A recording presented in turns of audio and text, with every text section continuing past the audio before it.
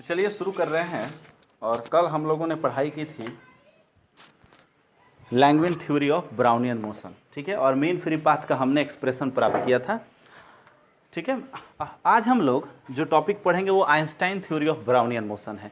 और Albert Einstein ने भी ब्राउनियन मोशन को डिफाइन किया था और उसके बाद उन्होंने मीन फ्री पाथ का मान प्राप्त किया था और इसी मान के लिए उनको नोबेल प्राइज़ मिले थे, ठीक है।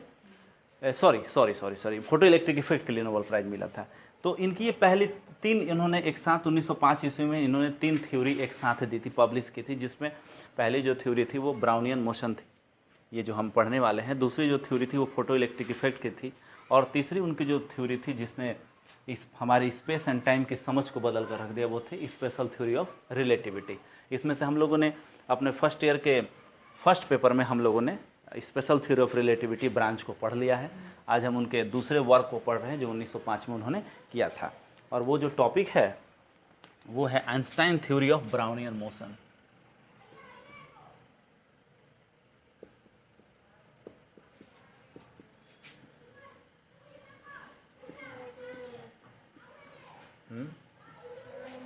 हाँ हाँ हाँ हो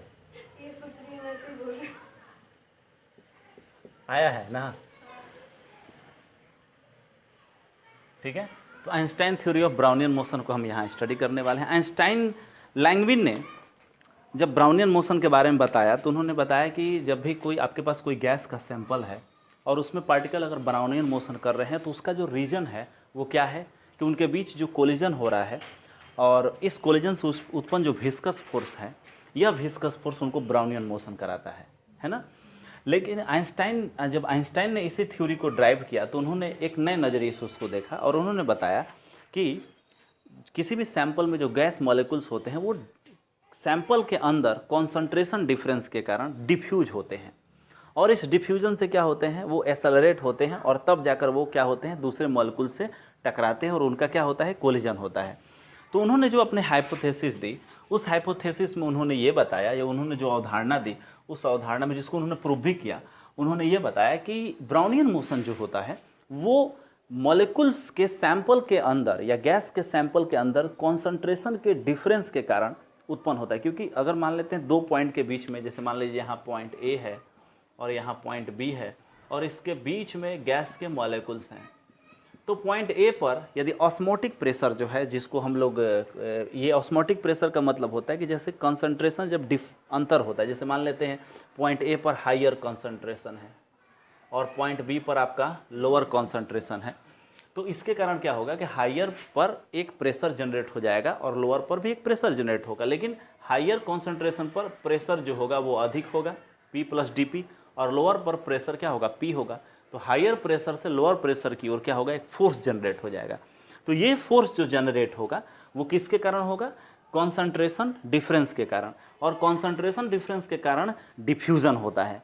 तो आइंस्टाइन ने आपको बताया कि ब्राउनियन मोशन का जो रीजन है वो क्या है, किसी भी गैस सैंपल के डिफरेंट पाथ के बीच में कॉन्सेंट्रेशन डिफरेंस के कारण ऑस्मोटिक प्रेशर पैदा होता है और इस ऑस्मोटिक प्रेशर के कारण क्या होता है कि डिफ्यूज़न की घटना होती है। और यही डिफ्यूज़न के कारण क्या होता है, पार्टिकल्स जो होते हैं या मॉलिक्यूल्स जो होते हैं वो क्या होते हैं, मोशन करते हैं। और इस मोशन करने के कारण जब दो क्रमागत टक्करों के बीच जब वो मोशन करते हैं तो क्या पैदा होता है, मीन फ्री पाथ पैदा होता है। तो ये आइंस्टाइन का कंसेप्ट है, मतलब हमको डिफ्यूज़न को लेकर चलना है। ओके, तो चलिए थोड़ा सा गौर करते हैं। हम यहाँ पर इसको इस कंसेप्ट इस थ्योरी को समझ रहे हैं तो सबसे पहले हम क्या करते हैं कि हम एक गैस सैंपल लेते हैं और इस गैस सैंपल में हमारे पास एक गैस सैंपल है, हमने ले लिया है, और इस गैस सैंपल में हम एक सिलेंडर चुन रहे हैं। क्या चुन रहे हैं, काल्पनिक सिलेंडर, गैस का काल्पनिक सिलेंडर। ये रियल सिलेंडर नहीं है बल्कि गैस का क्या है, काल्पनिक सिलेंडर है। और ये गैस का जो काल्पनिक सिलेंडर है इसका क्रॉस सेक्शन एरिया जो है उसको मैंने लिया है ए। क्या लिया है, कैपिटल ए लिया है। देखिए यहाँ पर क्रॉस सेक्शन एरिया इसका कितना है, कैपिटल ए है। और ये जो गैस सैंपल में हमने सिलेंडर चुना है इसका दो सरफेस है, ये है इसका फर्स्ट सरफेस और ये इसका क्या है, सेकेंड सरफेस है। ओके, फर्स्ट सरफेस पर मोलेकुलर कॉन्सेंट्रेशन जो है वो N1 है। मोलेकुलर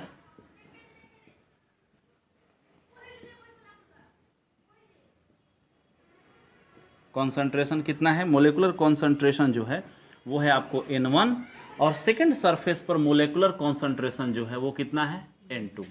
मोलेकुलर कॉन्सेंट्रेशन का मतलब क्या हो गया कि यूनिट इस क्रॉस सेक्शन एरिया यहाँ पर हमने जो लिया है, तो यहाँ तो बहुत सारे मोलेकुल्स होंगे, तो मोलेकुलर कॉन्सेंट्रेशन का मतलब होता है कि यूनिट वॉल्यूम में नंबर ऑफ मोलेकुल्स कितने हैं। ठीक है, तो यहाँ पर मोलेकुलर कॉन्सेंट्रेशन N1 है, यहाँ पर मोलेकुलर कॉन्सेंट्रेशन क्या है? N2 है। अगर N1, ध्यान देंगे, अब बड़ा हो N2 से, यदि N1 क्या हो? बड़ा हो N2 से, तो इसका मतलब है कि यहाँ हायर कॉन्सेंट्रेशन होगा और यहाँ क्या होगा? लोअर कॉन्सेंट्रेशन होगा। और आप जानते हैं कि हायर कॉन्सेंट्रेशन से लोअर कॉन्सेंट्रेशन की ओर गैस का क्या होगा? डिफ्यूजन होगा। लेकिन गैस कब तक डिफ्यूज होगी? जब तक वो किसी दूसरे मॉलिक्यूल से नहीं टकराए। तो ये तब तक डिफ्यूज होती रहेगी, इस डिफ्यूजन कारण जो मोशन जनरेट होगा वो तब तक कंटिन्यूअस रहेगा जब तक मॉलिक्यूल किसी दूसरे मॉलिक्यूल से नहीं टकराए। और नहीं टकराए तो वो कितना डिस्टेंस तय करेगी? लैम्डा डिस्टेंस तय करेगी, जिसको बोलेंगे मीन फ्री पाथ। और हमको इस थ्योरी में इसी मीन फ्री पाथ के लिए एक्सप्रेशन कैलकुलेट करना है। कोई दिक्कत, कोई प्रॉब्लम समझ में आ रहा है? चलिए, बहुत अच्छा। तो molecular concentration at surface 1 is first is equal to N1, molecular concentration at surface second is equal to N2, mean free path कितना है? लैम्डा है। विद्यार्थी, ये इसका हो गया लेफ्ट सरफेस या फर्स्ट सरफेस हो गया लेफ्ट सरफेस, और ये हो गया इसको राइट सरफेस, या इसको सेकेंड सरफेस भी कह सकते हैं। विद्यार्थी, यहां हम एक सरफेस ले लेते हैं, काल्पनिक सरफेस, जिसको हम लोग मिडिल सरफेस बोल रहे हैं। कौन सा सरफेस है ये? मिडिल सरफेस है।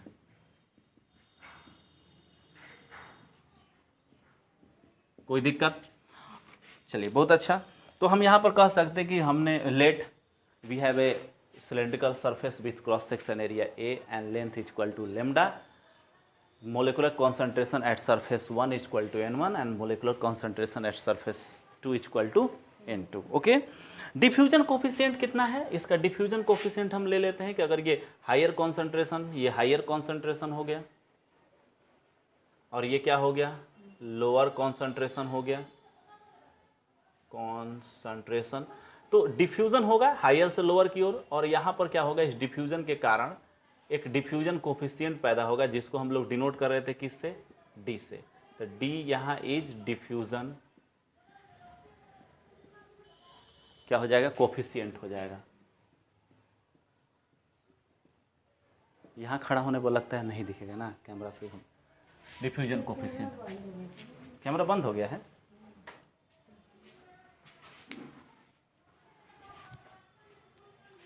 नहीं चल रहा है, ये पावर केबल हो गया है, चल रहा है कैमरा। ठीक है, कैमरा चल रहा है। ठीक है, अच्छा,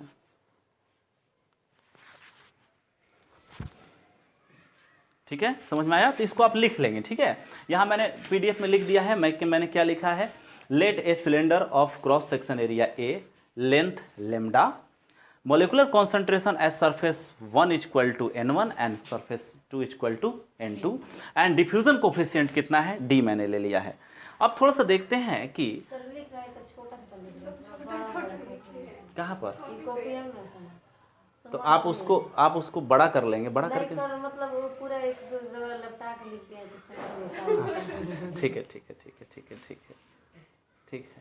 तो ऐसा कर ले जाएगा ना कि जूम ऐप से जुड़ जाएगा। ठीक है, 15-20 मिनट के लिए जो डाउट होगा पूछ लीजिएगा। ठीक है, आज हम जाएंगे घर पे तो राहुल सर से बोलेंगे कि जूम ऐप से आप लोग को जोड़ दें, और मीटिंग का एक टाइम हो जाएगा, तो रोज़ या जब 10 मिनट में तो हो जाएगा ना, 10 मिनट में आप जूम से हमको जितना है, सर हिजा देखी नहीं, हिजा नहीं बुझा, तो बता देंगे। ठीक है, कोई दिक्कत यहाँ तक समझ में आया? अब थोड़ा सा देखते हैं कि इसमें कॉन्सेप्ट क्या है कि हायर कॉन्सेंट्रेशन से मॉलिक्यूल प्रवेश करेंगे मिडिल की ओर, और लोअर कॉन्सेंट्रेशन से भी प्रवेश करेंगे किधर? मिडिल की ओर। मतलब ये डिफ्यूजन होगा, तो ये कुछ मॉलिक्यूल्स इधर जाएंगे, कुछ मॉलिक्यूल्स इधर आएंगे। तो इस मिडिल सरफेस पर नेट मॉलिक्यूल का जो फ्लो होगा उसको हम यदि देखते हैं, कैलकुलेट कर लेते हैं, तो वो मॉलिक्यूल का जो फ्लो होगा वो डिफ्यूजन से रिलेटेड होगा। और पिछले थ्योरी में हमने देखा था कि डिफ्यूजन जो था वो मीन फ्री पाथ से रिलेटेड था, है ना। तो चलिए हम थोड़ा सा शुरू कर रहे हैं। कह रहा है, आइए हम थोड़ा सा देखते हैं, the number of particle, the number of particle cross या crossing middle layer, DDLE, middle layer from surface 1। कह रहा है कि मिडिल, कह रहा है कि the number of particle crossing middle layer from surface 1, surface 1 से मिडिल लेयर की ओर जो मॉलिक्यूल्स आ रहे हैं, वो जो क्रॉस कर रहे हैं मिडिल लेयर को, वो किधर से आ रहे हैं, सरफेस 1 से आ रहे हैं, वो कितने होंगे। तो थोड़ा सा मैं इसको पिक्चर के तौर पर दिखा देता हूं, मैं क्या बताना चाह रहा हूं। ये मिडिल लेयर हो गया और ये फर्स्ट लेयर हो गया। तो मॉलिक्यूल जो हैं, जो फर्स्ट लेयर से चल रहे हैं और क्रॉस कर रहे हैं किसको, मिडिल लेयर को, उसको हमको कैलकुलेट करना है। तो विद्यार्थी थोड़ा सा गौर करते हैं, यदि इस पूरे मोशन को हम, यहाँ पर पूरे गैस के मॉलिक्यूल्स के मोशन को हम केवल 1 डायमेंशन मान रहे हैं अप्रॉक्सीमेटली, तो मान लेते हैं कि यहाँ मोलिकुलर, मान लीजिए यहाँ पर मोलिकुलर कॉन्सेंट्रेशन कितना है, N1 है। तो आधे मॉलिक्यूल्स राइट साइड जाएंगे, तो आधे मॉलिक्यूल्स क्या जाएंगे, लेफ्ट साइड जाएंगे। तो कितने मॉलिक्यूल्स 1 से 2 की ओर जाएंगे या 1 से मिडिल लेयर की ओर जाएंगे, तो N1/2 जाएंगे, क्योंकि मोलिकुलर कॉन्सेंट्रेशन यहाँ कितना है, N1 है। जबकि आप कहेंगे कि सर इधर भी तो जाएंगे ना, इधर भी तो जाएंगे ना, इधर भी जाएंगे ना, N/6 होना चाहिए है, लेकिन आपने लिखा है N/2, क्योंकि हम ऐसा मान रहे हैं कि मॉलिक्यूल्स जो है वो केवल किधर मोशन कर रहे हैं, 1 डायमेंशन स्पेस में। ठीक है, हम 1 डायमेंशन स्पेस के लिए इस कैलकुलेशन कर रहे हैं। तो कितने मॉलिक्यूल्स क्रॉस करेंगे, ये हमको यहाँ लिखना है। तो सबसे पहला चीज़ है कि 1/2 N1 तो आपको दिख रहा है कि इतने, तो ये तो टर्म्स आएगा। उसके बाद मॉलिक्यूलर कॉन्सेंट्रेशन N1/2 हो गया। अब ये देखिए कि यहाँ क्रॉस सेक्शन एरिया कितना है, A है ना, तो यहाँ पर आप क्या करेंगे, A से क्या करेंगे, मल्टीप्लाई कर देंगे, और साथ ही इसका लेंथ कितना है, लेमडा है, तो लेमडा से हमने यहाँ मल्टीप्लाई कर देंगे। अब आप कहेंगे कि सर ये कैसे मल्टीप्लाई कर दिया, इसका फॉर्मूला क्या है। तो देखो, ये हो गया नंबर ऑफ मोलिक्यूल और ये हो गया वॉल्यूम ऑफ सिलेंडर, समझ में आ रहा है। तो वॉल्यूम ऑफ सिलेंडर आपका है A इंटू लेमडा, और इस इकाई वॉल्यूम में मॉलिक्यूल्स की जो कॉन्सेंट्रेशन है वो कितना है, N1 है, लेकिन इसमें से केवल हाफ ही लेफ्ट से राइट जा रहे हैं, फर्स्ट से मिडिल की ओर जा रहे हैं, इसलिए N1/2 हो गया आपको मॉलिक्यूल की संख्या, और ये हो गया आपका वॉल्यूम। तो वॉल्यूम और गुने number of molecules per unit volume equal to total crossing molecule, कितने मॉलिक्यूल क्रॉस कर रहे हैं। क्लियर हो गया, कोई दिक्कत, चलिए बहुत अच्छा। अब हम थोड़ा सा यहां आ जाते हैं। अब इसी प्रकार से द नंबर ऑफ, द दिख रहा है ना, यहां पर भी खड़ा होकर लिखेंगे तो दिखेगा ही, कैमरा सीधे है। The number of particles crossing middle layer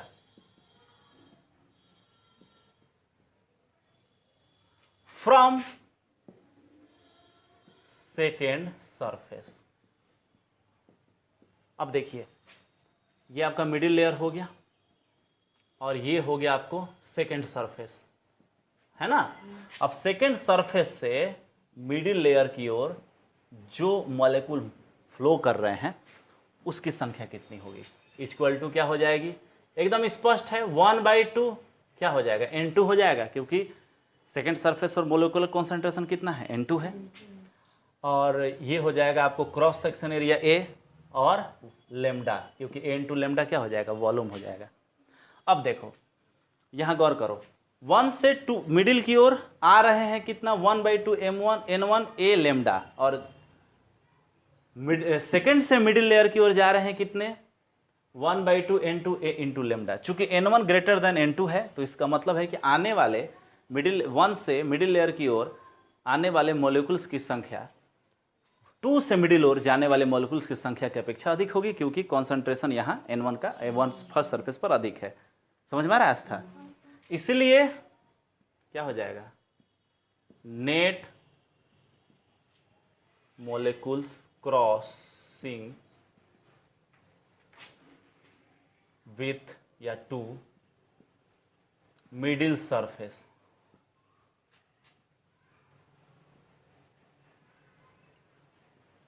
कितना हो जाएगा विद्यार्थी?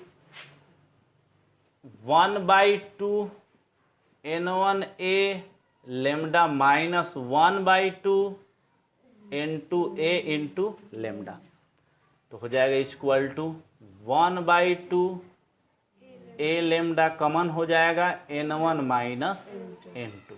कोई दिक्कत? बहुत अच्छा।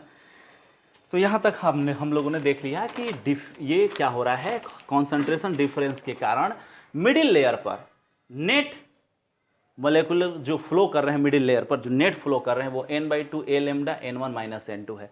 अब यदि n1 ग्रेटर देन n2 है तो इसका मतलब ये क्वांटिटी पॉजिटिव होगी और वो फर्स्ट और सेकंड की ओर जाएंगे, और यदि n1 लेस देन n2 है तो ये माइनस क्वांटिटी होगी, इसका मतलब n2 से किधर जाएंगे? n1 की ओर मोलेकुल्स जाएंगे, क्रॉस करेंगे, मिडिल लेयर को क्रॉस करेंगे। ठीक है, कोई दिक्कत? अब थोड़ा सा यहाँ एक सवाल आप कर सकते हैं कि सर यहाँ पर आपने n2 कॉन्सेंट्रेशन लिया, यहाँ पर आपने कॉन्सेंट्रेशन n1 लिया, लेकिन मिडिल लेयर पर कॉन्सेंट्रेशन तो n1 और n2/2 ना होगा, क्योंकि ये तो बीच में है, और बीच में है तो एवरेज कॉन्सेंट्रेशन लेंगे, क्योंकि यहाँ तो n1 है, यहाँ n2 है, तो बीच में कितना होगा? n आपको मानना चाहिए। लेकिन आपने यहाँ जब इसके लिए कैलकुलेशन आप कर रहे हैं तो n1 लिए हैं, और जब इस भाग के लिए कर रहे हैं तो n2 लिए हैं। ऐसा मैंने इसलिए लिया है क्योंकि लेमडा जो होता है वो बहुत छोटा होता है, और बहुत छोटा होने के कारण क्या होता है कि ये मिडिल लेयर जो है इन दोनों लेयरों से एकदम सटा हुआ है मोलेकुलर लेवल पर, तो इसलिए कॉन्सेंट्रेशन में बहुत कम बदलाव होता है। तो इसलिए इसको अप्रॉक्सीमेटली हम क्या लेते हैं, इस साइड के लिए कैलकुलेट करेंगे तो n1 और इस साइड के लिए कैलकुलेट करेंगे तो n2 लेंगे। कोई दिक्कत? गर्मी लग रही है तो पंखे चला लीजिए, लग रहा है? चालू कर लो, कोई दिक्कत नहीं उससे। ठीक है, चलिए बहुत अच्छा। अब थोड़ा सा देखते हैं कि ये तो हमारा हो गया नंबर ऑफ मॉलिक्यूल जो क्रॉस कर रहा है। अब थोड़ा सा देखते हैं कि डिफ्यूजन की परिभाषा से, डिफ्यूजन का जो डेफिनेशन है उससे क्या होता है कि number of particle per unit second, पर यूनिट टाइम जो डिफ्यूज करते हैं कॉन्सेंट्रेशन डिफरेंस के कारण, उसका मान कितना होता है? Number of particle per second, number of particle per second diffusion number of diffuse particle per second, number of, चूंकि यहाँ ये अलग टर्म हम पढ़ा रहे हैं आपको, ठीक है, जो हम कल के कक्षा में पढ़े थे, number of diffused particle per second, जिसको आप क्या डिनोट कर रहे थे? आप डिनोट कर रहे थे ND, याद आ रहा है कल? और ये कितना होता था? ND बराबर था diffusion coefficient D into molecular concentration dN/dz। देखो तो कल ये निकाली थी तुम। तो ND ये क्या है? नंबर ऑफ पार्टिकल पर सेकंड जो डिफ्यूज हो रहे हैं उनकी संख्या है। ND बराबर dN/dz है। ओके, कोई दिक्कत? और ये क्या है? डिफ्यूजन पर सेकेंड। ठीक है, अब थोड़ा सा गौर करते हैं कि ये तो पर सेकेंड में डिफ्यूज हुआ ना जी, 1 सेकेंड में डिफ्यूज हुआ, तो 1 सेकेंड में डिफ्यूज ये हुआ, लेकिन यहाँ जो हमने डिफ्यूजन निकाला इसमें हमने समय को नहीं लिया है। ये डिफ्यूजन जो है वो टाइम से इंडिपेंडेंट है, हम ये बस देख रहे हैं कि हाँ मिडिल लेयर से कितने मॉलिक्यूल डिफ्यूज कर रहे हैं। अब थोड़ा सा देखते हैं कि इसलिए total number of diffuse particle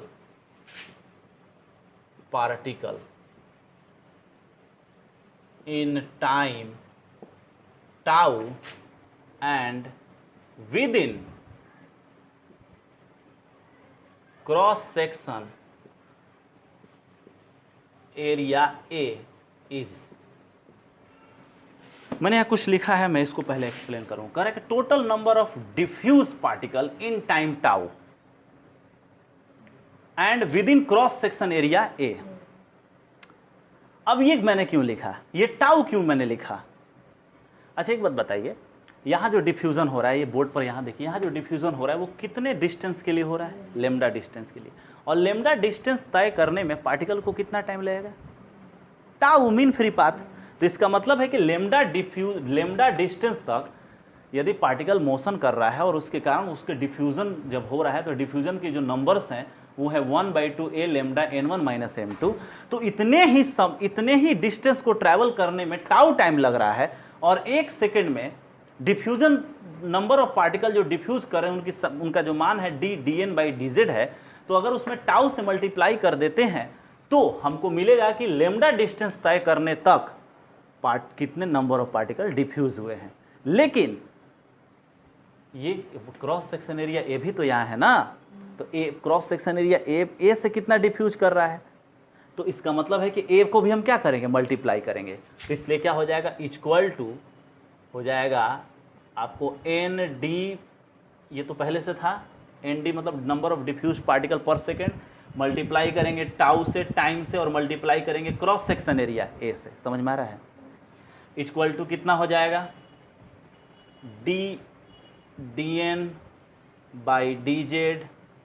into tau और इंटू क्रॉस सेक्शन एरिया ए। कोई दिक्कत, कोई प्रॉब्लम? इसको इक्वेशन 1 मानोगे और इसको इक्वेशन क्या मानोगे, 2 मानोगे। एक बात बताओ हमें, क्या ये दोनों एक ही मान को बता रहा है?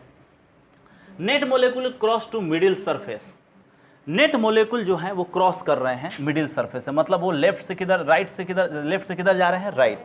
और यहां पर क्या है, ये था कि लेफ्ट से राइट कॉन्सेंट्रेशन डिफरेंस के कारण नंबर ऑफ मोलेकुल पर सेकंड कितने क्रॉस कर रहे थे, एनडी। तो टोटल क्रॉस सेक्शन एरिया से और टाउ टाइम में, मतलब लेमडा डिस्टेंस तय करने में कितने मोलेकुल क्रॉस करेंगे, dn/dz टाउ इंटू ए। और ये दोनों क्या होंगे, समान होंगे, है ना, दोनों एक ही बात कह रहा है। तो एक बात बताओ, आस्था हेजा लोग है यहाँ लोग दिखेगा,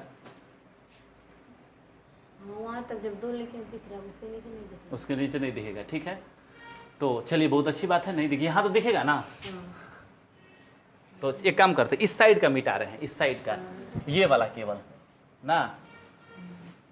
चलिए बहुत अच्छा, इसको इतना मिटा दे रहे हैं। अब हम यहाँ लिखेंगे तो उम्मीद है आपको दिखेगा, ठीक है। हाँ सही देख कर बताइएगा, नहीं तो पता चले दिख रहा है ना। तो from 1 and 2 both are same value, ठीक है। मैंने बताया क्यों हुआ, तो दोनों को इक्वेट कर देते हैं। तो क्या होगा, यहां हो जाएगा 1/2 a lambda into n1 minus n2, और वहां हो जाएगा dn/dz into tau into cross section area ए। कैंसल आउट हो गया, कोई दिक्कत है यहां तक? d इक्वल टू यदि हम निकाल रहे हैं तो हमारा कितना हो जाएगा, बहुत अच्छा, चलिए ये दोनों तो कैंसिल हो गया, चलिए बहुत अच्छा। तो अभी हम d को निकाल रहे हैं, तो अभी हम इसको ऐसे ही आगे बढ़ा रहे हैं, लेमडा/2 n1 minus n2 equal to dn/dz tau. अब थोड़ा सा गौर करते हैं, dn/dz को हम क्या लिख सकते हैं, सॉरी dn माइनस d2 को क्या, सॉरी n1 माइनस n2 को। चूंकि यहाँ हम थोड़ा सा बॉक्स में लिखेंगे n1 minus n2 equal to हम लिख सकते हैं dn, लिख सकते हैं n1 से n2 घटाएंगे तो यही ना डिफरेंस होता है। और इसको आप क्या लिख सकते हैं, इसको आप लिख सकते हैं dn/dz और इनटू लेमडा। देखिए नहीं समझ में आ रहा है कैसे, dn/dz इंटू dz, और dz क्या है, लेमडा नहीं है। अगर ये z डायरेक्शन हमने इसको ले लिया है तो इसको लिख सकते हैं dn/dz और इंटू क्या लिख सकते हैं, लेमडा। ओके, तो इसको हम क्या ले लेते हैं, हिंट ले लेते हैं, ये हिंट हो गया। इसीलिए अब देखिए यहाँ पुट करें, लेमडा/2 पहले से है और n1 माइनस n2 की जगह पर लिख सकते हैं dn/dz इंटू लेमडा बारह, हाँ किस में का, ओडी का डी का रखते हैं। ये हाँ ये डी जेड, डी को ओडी वाला। ये हाँ नहीं, ये तो आप अभी अलग है, ये अलग हिंट है। अच्छा ये यहाँ देखिए n1 माइनस n2 मैंने केवल लिया है, यहाँ मत देखिए कि यहाँ से लिया, मैंने केवल इसको उठाकर देखा है कि इसको हम क्या लिख सकते हैं। n1 minus n2 equal to है change in concentration dn difference, और dn by dz, dz cut जाएगा, dn बचेगा, लेकिन dz क्या है, वो डिस्टेंस है जब मोलिकुल्स बिना कोलिजन के, माने फ्री अवस्था में चल रहा है। तो लेमडा मीन फ्री पाथ है ना, इसको मैंने यहाँ पर उठाकर इस वैल्यू को रख दिया है।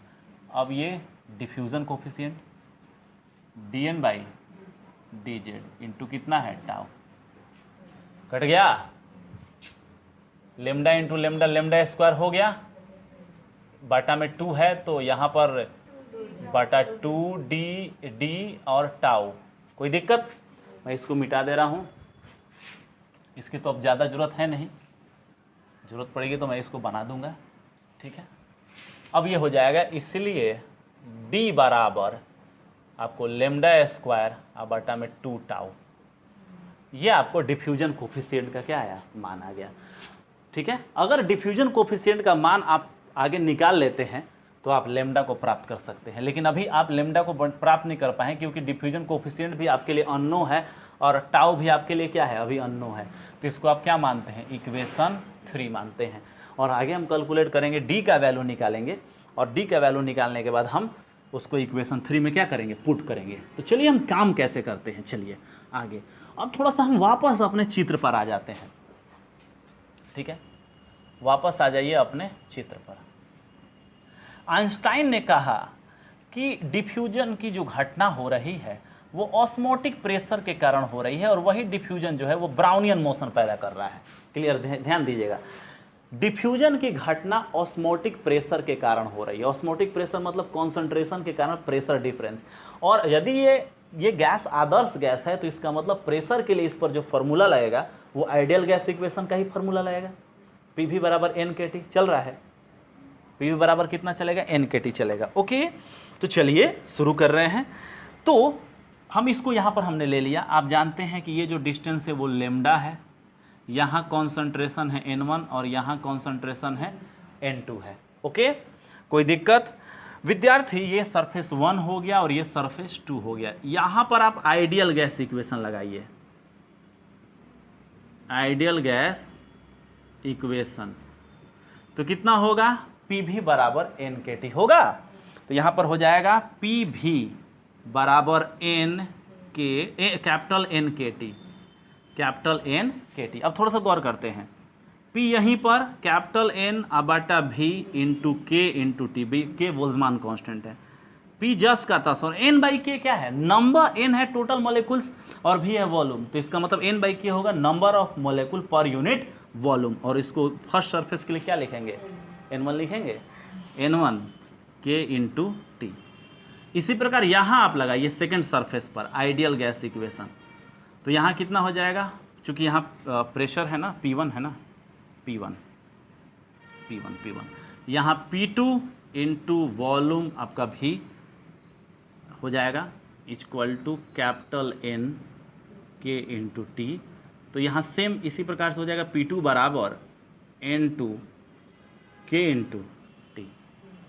कोई दिक्कत, यहाँ प्रेशर P1 है, यहाँ प्रेशर P2 है, तो प्रेशर डिफरेंस पैदा होगा, और यही प्रेशर डिफरेंस क्या करेगा, इस मॉलिक्यूल्स पर क्या लगाएगा, एक फोर्स लगाएगा। और यदि इसका क्रॉस सेक्शन एरिया A है तो pressure difference, pressure PRESSURE, pressure difference कितना हो जाएगा, delta P equal to P1 minus P2 और इक्वल टू हो जाएगा N1 माइनस N2, और कॉमन क्या लेंगे, K इंटू T ले लेंगे। ओके, कोई दिक्कत, समझ में आ रहा है आस्था, मीरा आपको समझ में आ रहा है। इसलिए फोर्स कितना लगेगा, force on cylinder, CYLINDER cylinder कितना लगेगा, F pressure into cross section area होता है, delta P into cross section area A, दिख रहा है जी, यहाँ दिख रहा है? दिख रहा है? अब उससे नीचे नहीं लिखेंगे, तो ये हो जाएगा आपको N1 माइनस N2, अच्छा अब नहीं लिखेंगे, KT और into cross section area A। तो ये क्या हो गया? फोर्स हो गया जो इस पर लग रहा है, और ये फोर्स किसके कारण आ रहा है? ऑस्मोटिक प्रेशर के कारण आ रहा है। किसके कारण आ रहा है? ऑस्मोटिक प्रेशर के कारण आ रहा है। तो ये ऑस्मोटिक प्रेशर के कारण फोर्स हो गया। अब यही फोर्स जो होगा वो फोर्स करेगा मॉलिक्यूल को डिफ्यूजन होने के लिए। कोई दिक्कत, कोई प्रॉब्लम? चलिए, बहुत अच्छा।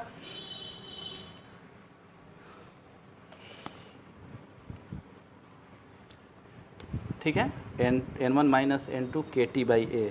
अब थोड़ा सा गौर करते हैं कि चूंकि ब्राउनियन मोशन जब हो रहा है तो हम केवल एक मोलेकुल्स को देख रहे हैं ना।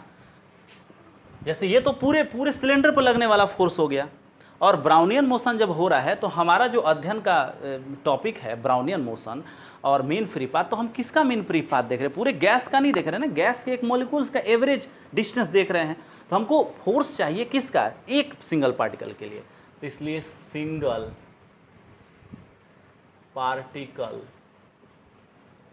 फोर्स ऑन सिंगल पार्टिकल कितना हो जाएगा?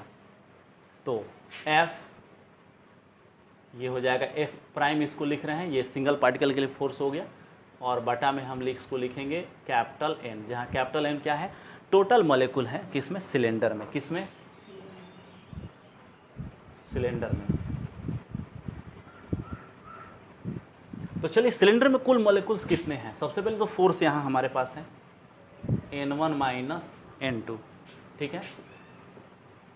उसके बाद K into T into cross section area A। और सिलेंडर में कितने मॉलिक्यूल हैं? देखिए, सिलेंडर में कॉन्सेंट्रेशन इसका हम कितना ले लेते हैं? इसका कॉन्सेंट्रेशन, सिलेंडर में मॉलिक्यूल्स जो हैं वो कितने हो सकते हैं? तो इन मॉलिक्यूल्स की संख्या जो होगी वो हो जाएगी स्मॉल n। स्मॉल n क्या है? Average velocity, small n। उसके बाद क्रॉस सेक्शन एरिया A और मीन फ्री पाथ लेमडा। ये हो गया A इंटू लेमडा वॉल्यूम, और ये है नंबर ऑफ मॉलिक्यूल पर यूनिट वॉल्यूम।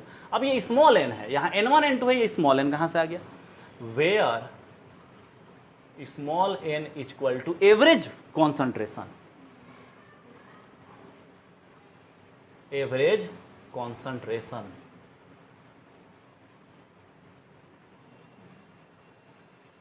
और इसका वैल्यू होगा N1 प्लस N2, अब बाटा में कितना हो जाएगा? 2। और ये अप्रोक्सीमेटली इक्वल टू N1 या अप्रोक्सीमेटली इक्वल टू किसके बराबर होता है? N2 के, क्योंकि लेमडा का मान बहुत कम होता है। अब यहाँ एक गैस है, यहाँ गैस, यहाँ एक सैंपल है, यहाँ एक पॉइंट है 1, यहाँ एक पॉइंट 2 है, तो ये काफ़ी लंबा डिस्टेंस हो गया।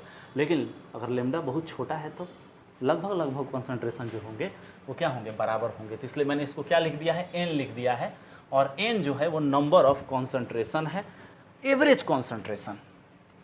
ओके, कोई दिक्कत यहाँ तक? चलिए, बहुत अच्छी बात। तो अब हम लोग तैयार हैं F प्राइम निकालने के लिए। तो F प्राइम इक्वल टू हो जाएगा आपको N1 माइनस N2, और बाटा में ये क्या हो गया? लेमडा हो गया, ठीक है। और इसको आप क्या लिख सकते हैं? N1 माइनस N2, और बाटा में एक साथ इसको लेमडा कर देते हैं, ठीक है। KT इसको A कर देते हैं, A कट जाएगा, A को हटाइए, और बाटा में हम कर सकते हैं N, और इसको हम लोग ऐसे लिख देते हैं जिससे पता चल रहा है कि ये क्या है? एवरेज है। क्या है? एवरेज, ठीक है, एवरेज कॉन्सेंट्रेशन है। आस्था ये बताइए, N1 minus N2 by lambda क्या है? N1 माइनस N2 है Dn, और लेमडा है dz। तो F प्राइम इक्वल टू है Dn बटा dz KT, और ये हो जाएगा average value of concentration N। ये किसका मान हो गया? F प्राइम का हो गया। F प्राइम क्या है? F प्राइम कॉन्सेंट्रेशन डिफरेंस के कारण इस सिंगल पार्टिकल पर लगने वाला फोर्स है। लेकिन लैंगविन थ्योरी में हमने पढ़ा था कि किसी सिंगल पार्टिकल पर ब्राउनियन मोशन कराने के लिए जो फोर्स लगता है वो आपको होता है स्टोक फोर्स। F प्राइम बराबर 6 पाई ईटा R इंटू V। याद आ रहा है? आर के जगह पर हम स्मॉल ए लिए थे, but F prime is equal to 6 pi eta A into भी। कहाँ से? From Brownian motion, from from Langman theory या फ्रॉम स्टोक थ्योरम। ये स्टोक STOC के स्टोक फोर्स, ठीक है, इसको हम लोग पढ़े भी हैं स्टोक फोर्स को पहले। तो चलिए ये फोर्स हमें ये मान बता रहा है। अब थोड़ा सा यहाँ देखिए n इंटू भी यदि हम कैलकुलेट कर लेते हैं तो इसका मान कितना, एफ प्राइम का मान हम यहाँ रख रहे हैं। थोड़ा देखिए एफ प्राइम यहाँ पहले हमने ये निकाला है दूसरे तरीके से, put F prime equal to dn by dz into K T बाटा में n रख दें, dn by dz into K T by n equal to हो जाएगा 6 pi eta molecular radius a, और ये क्या हो जाएगा, वेलोसिटी v। अब देखिए यहाँ से n इंटू भी का मान निकाल रहे हैं, तो n इंटू भी इक्वल टू हो जाएगा dn बाई dz 1 बाई कितना हो जाएगा 6 kT बाटा मोलेकुलर कॉन्सेंट्रेशन n और इंटू ईटा और इंटू क्या हो जाएगा a हो जाएगा।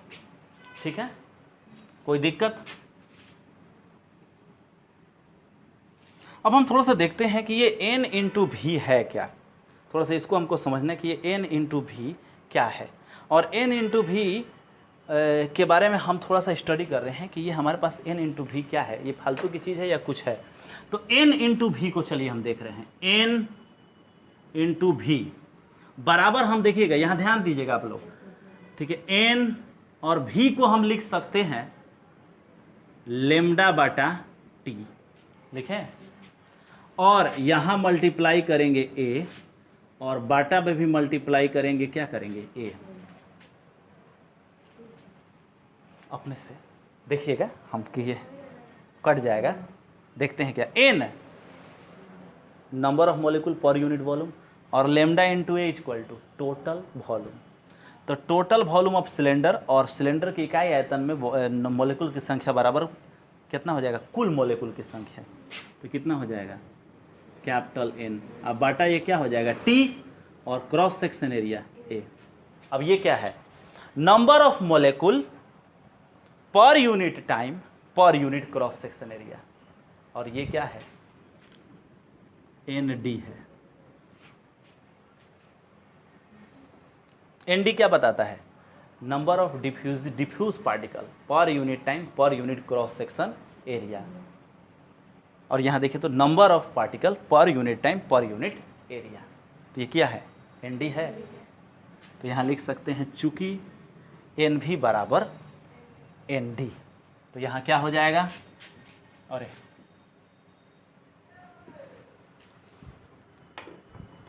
यहाँ पर आप आ जाइए और आपका लग रहा है, मुझे लग रहा है कि आपका काम अब हो गया। इसीलिए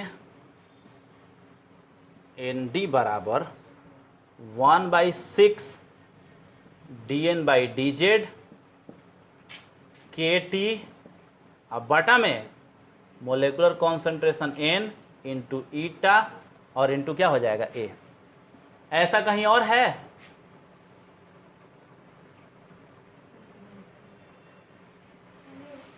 नहीं है। ND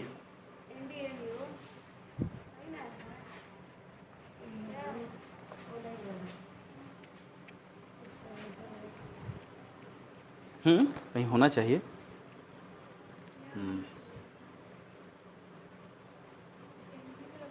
ठीक है ठीक है ठीक है, कोई बात ठीक है, अच्छी बात है। ND यहाँ पर है, बट ND बराबर होता है diffusion coefficient D into DN by dz। इसीलिए इस वैल्यू को यहाँ पुट करें, DN by dz equal to 1/6 DN by dz into KT बटा मोलेकुलर कॉन्सेंट्रेशन N और विस्कोसिटी कोफिशिएंट ईटा और into A। Cancel, D equal to 1/6 KT बटा ईटा N into ईटा और इंटू क्या होगा ए हो जाएगा। उठावा है करे आप पुट करा 3 में काम हो गए। पुट इन इक्वेशन 3 क्या हो जाएगा जी, डिफ्यूजन के जगह पर हो जाएगा 1/6 KT N into eta into A बराबर लेमडा स्क्वायर बटा 2 टाउ। लेमडा निकाले रहे तो lambda equal to A square हो जाए, होने जाके रूट हो जाए ना, टाउ मल्टीप्लाई हो जाए KT टाउ एन ईटा ए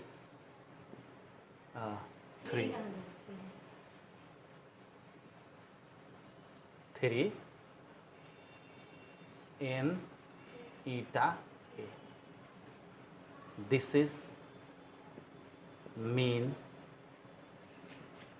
फ्री पाथ। पहले फार्मूले से कंपैरिजन करो तो देखो देखो यहाँ देखो, lambda proportional root under T है, lambda inversely proportional root under eta है, या lambda inversely proportional root under molecular radius.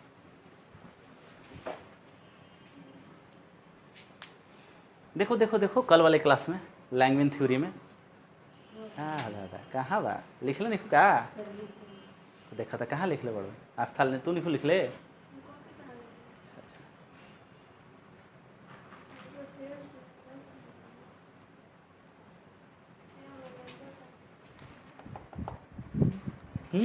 कहाँ बा नहीं लिखी हो एकदम। ये देखो टेम्परेचर पर इफेक्ट देखो तो तुम है ना, proportional to temperature inversely proportional to eta. तो सर एक वीडियो भी नहीं डालेगा। अच्छा हाँ एक वीडियो नहीं डाले थे, ठीक ठीक ठीक ठीक ठीक कैसे लिखेंगे, बहुत अच्छा बहुत अच्छा ठीक। तो ये क्या हो गया, आइंस्टाइन ने इसको ड्राइव किया था और ये भी पूछा होगा।